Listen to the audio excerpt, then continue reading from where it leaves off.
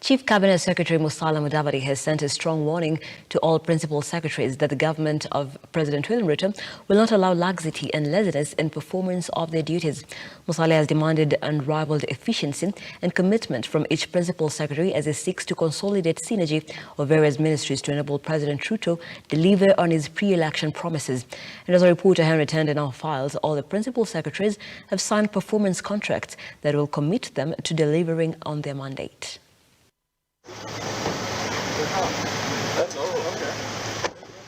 In a performance meeting with principal secretaries in Nairobi, Chief Cabinet Secretary Musalia Mudavadi has made it clear he expects nothing but total commitment from men and women President Ruto has chosen as accounting officers in various ministries. Our resolve is to deliver services to the people of Kenya, and this will only be possible if we embrace and pursue excellence in the principles and values of professionalism, integrity, loyalty, positive work ethics, results productivity, and discipline.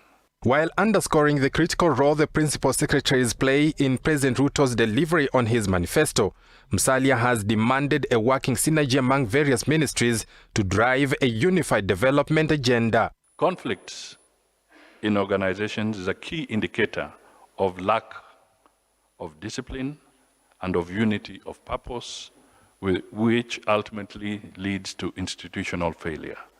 It calls for humility and servant leadership. It is therefore a matter of urgency to create a good working relationship between the PSs and the CSs as you perform your responsibilities.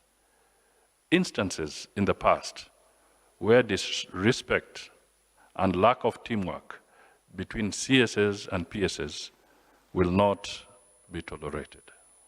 As accounting officers, you need, as authorized officers, to be responsible, to act responsibly, to be objective, and to align each and every decision in those two responsibilities that will enable government move forward with this agenda in harmony and in a very coherent way.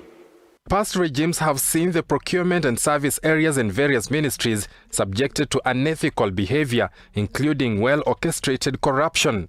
Musalia says the procurement process will be digitized under President Ruto's regime to inculcate a culture of transparency. 60% of the budget goes to procurement. Image and reputation of government is dented by unethical practices, and the MDAs should commit to zero tolerance to corruption. PSs should list key procurement and service areas and projects prone to unethical practice. Each principal secretary has also signed a performance charter in a bid to eliminate profligacy as President Ruto galvanizes his team to meet his pre-election promises amid protests against his government. Henry Tende, Look Up TV.